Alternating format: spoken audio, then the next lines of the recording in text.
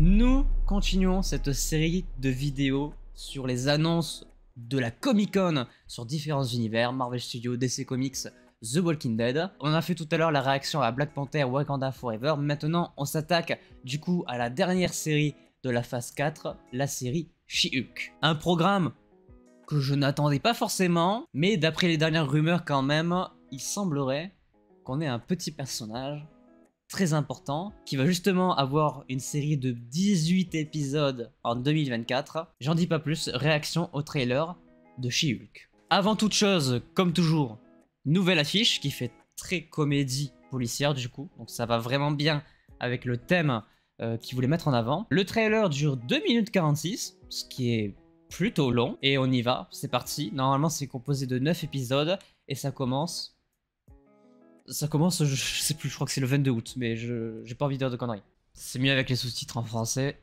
on y va.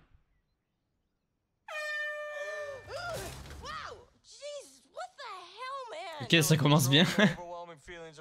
Ok. Elle se transforme direct.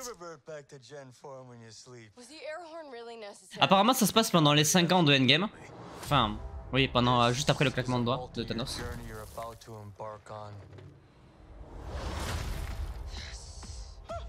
Who's your best friend? Nikki. Spandex. Spandex is your best friend. Being a Hulk asks for balance. Ok, d'accord. Elle est plus forte que lui. Yes. So I'm clearly nailing it at all these things. If you want to go back to life as a lawyer, I respect that. He doesn't mean that. Ah, ça brise le 4ème. Ah, intéressant. Parce qu'on n'a pas eu ça depuis Deadpool, hein.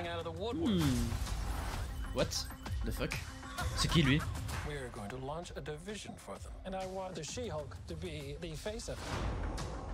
J'ai toujours un peu de mal avec la VFX. I have a serious conflict of interest. This man tried to kill my cousin, Bruce. Yeah, that's quite all right. Oh. People only care because I'm representing Emil Blonsky. I think they care because they're like, hey, that girl's green. Jen, do your thing. J'ai oublié son nom, mais ouais. Like this outfit.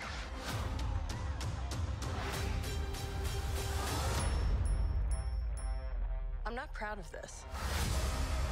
Ah, elle brise vraiment le 4ème. Hein. Ah, Wong, évidemment, c'était à peu près logique. L'abomination, évidemment. Le livre de Vishanti, putain.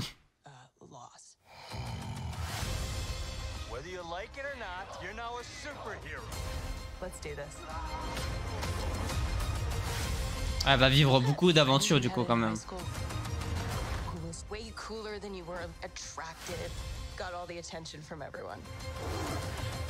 Oh, Burke. Sale bestiole.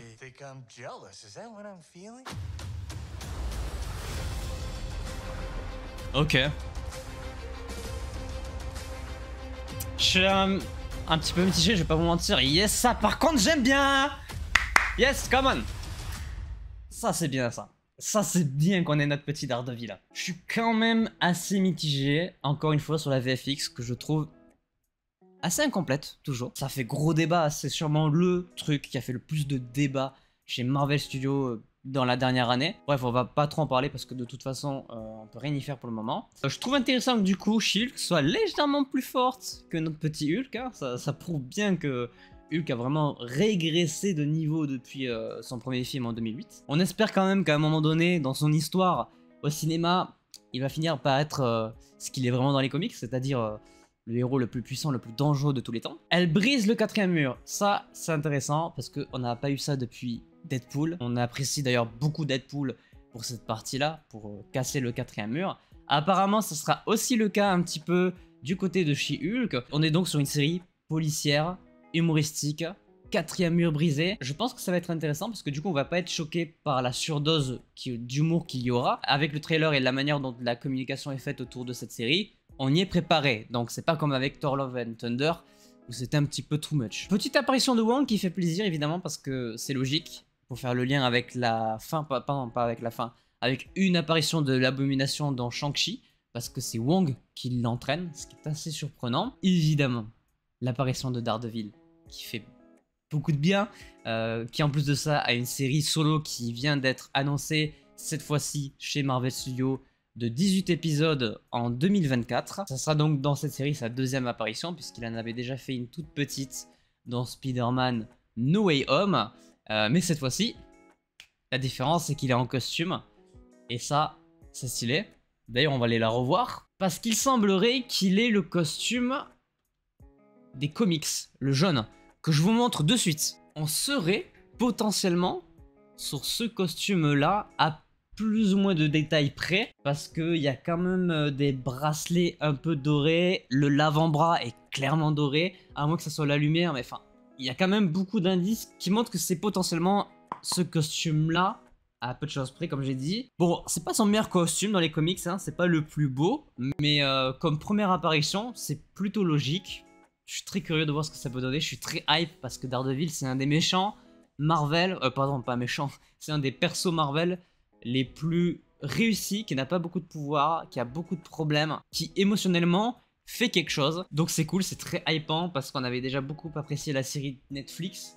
Je pense que ça va rester un petit peu dans la même veine. Apparemment, on a aussi confirmation que le Kingpin sera bien présent dans sa série solo. Enfin bref, de bonnes choses pour la suite. Et du coup, il fera sa toute première apparition en costume dans la série She-Hulk. Voilà, pas plus de choses à dire. Beaucoup de personnages que je ne connais pas parce que je n'ai pas beaucoup lu She-Hulk dans les comics. Je pense que ça va rester un programme très sympa, qui va sûrement intégrer les Young Avengers ou alors les Thunderbolts. C'est intriguant, hâte de découvrir ça, et je crois que ça commence du coup le 12 ou 22 août 2022. Voilà, j'espère que cette petite réaction au trailer de She-Hulk vous aura plu. N'hésitez pas à laisser un petit pouce bleu si c'est le cas, à vous abonner, à activer la cloche pour ne pas manquer les prochaines vidéos. On se retrouve très vite pour continuer de parler un petit peu des annonces de la Comic Con. Portez-vous bien, c'était votre Captain, à la prochaine.